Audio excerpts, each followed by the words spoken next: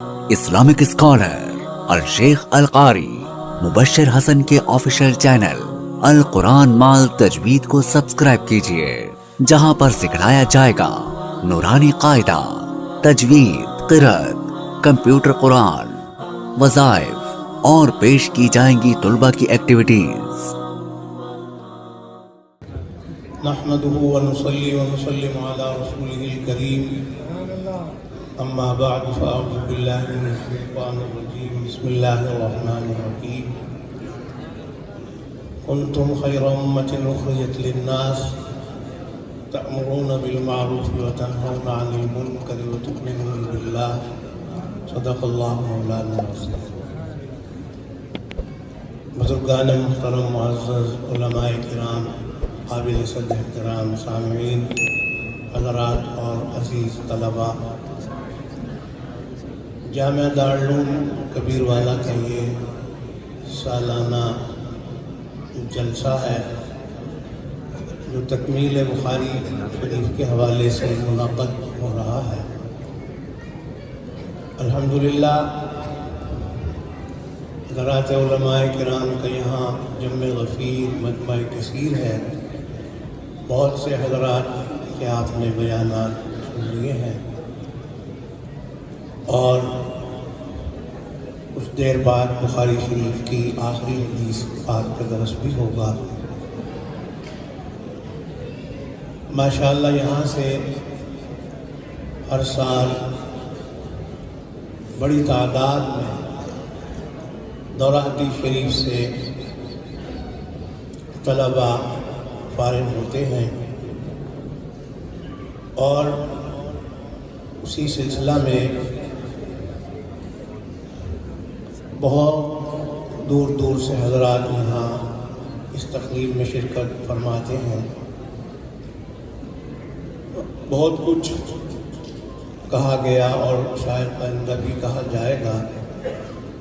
مجھے مختصر یہ عرض کرنا ہے کہ یہ امت جو ہے خیر امت ہے۔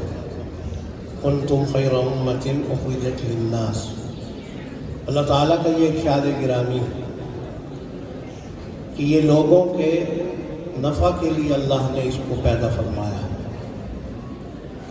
خیر امت اس لیے کہ اس کے جو اوصاف ہیں، ذمہ داریاں ہیں، جو فرائض ہیں اس کے، ان کی بنیاد پر اس امت کو خیر امت کا جو ہے وہ اعزاز عطا فرمایا گیا ہے۔ اور یہ بھی ہے کہ حضور اکرم صلی اللہ علیہ وسلم چونکہ آخری نبی اور پیغمبر ہیں، خاتم الانبیاء، سید الانبیاء اور خیر الانبیاء ہیں، تو اللہ تعالیٰ نے اس امت کو بھی خیر امت قرار دے دیا ہے۔ لیکن آپ بھی اس بات کو سمجھتے ہیں کہ کسی بھی شخص کی جو فضیلت ہے، افضلیت ہے، یہ جو خیریت ہے، اس کا تعلق جو ہے اس کے اوصاف اور فرائض سے ہوتا ہے۔ تو کس بنیاد پر اسے خیر امت کہا جا رہا ہے یہاں پر؟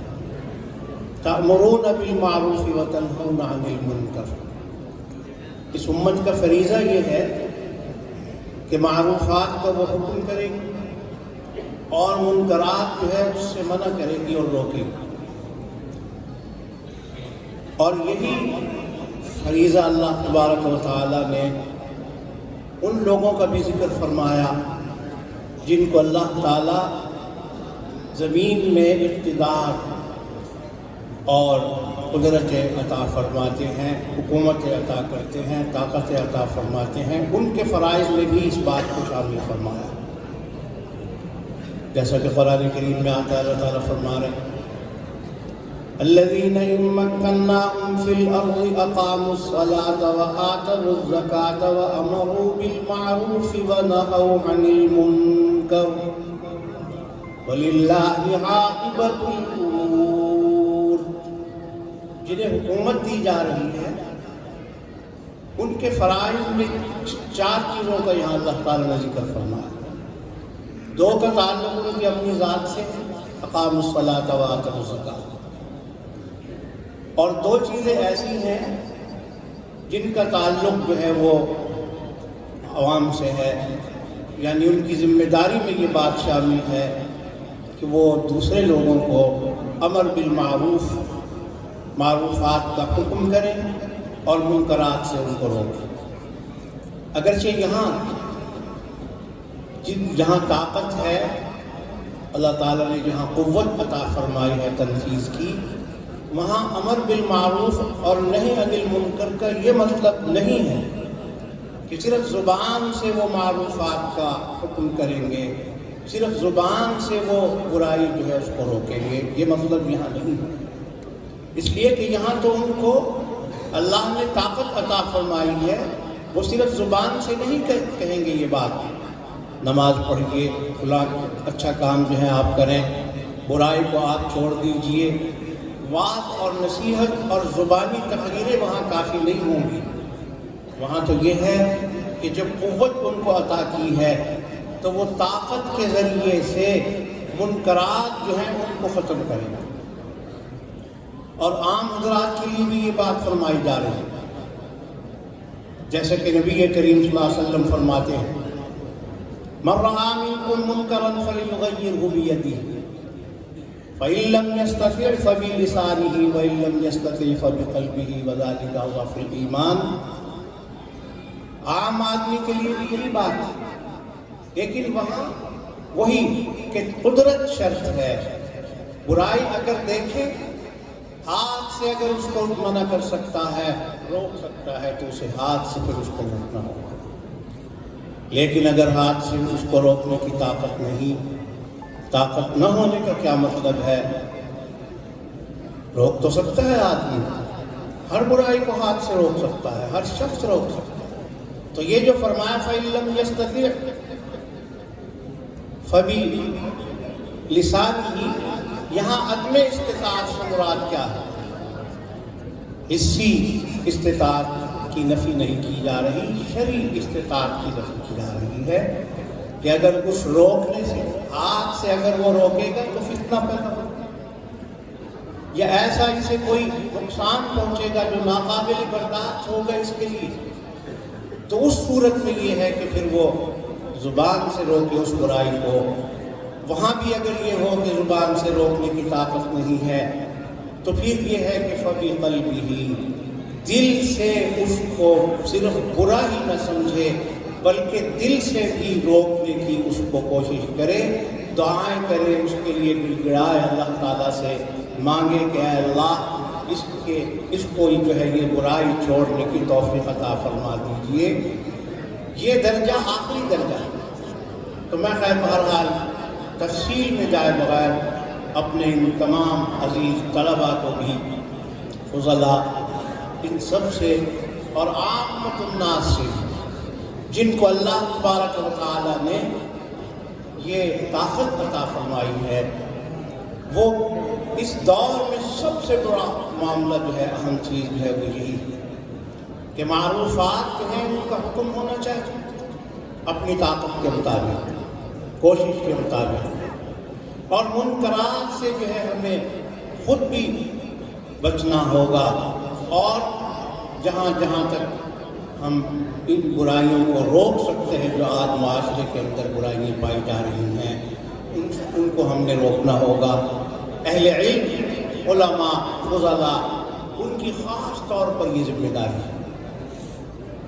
اس میں یہ بات بھی بہرحال ضروری ہے کہ اہل علم کو، علماء کو خاص طور پر اپنے افعال سے اور اپنے کردار اور اپنے اعمال سے بھی برائیوں کو روکنا ہوتا، یعنی اپنا ایسا انداز اختیار کریں، اپنی زندگی باکردار ہونی چاہیے ان کی۔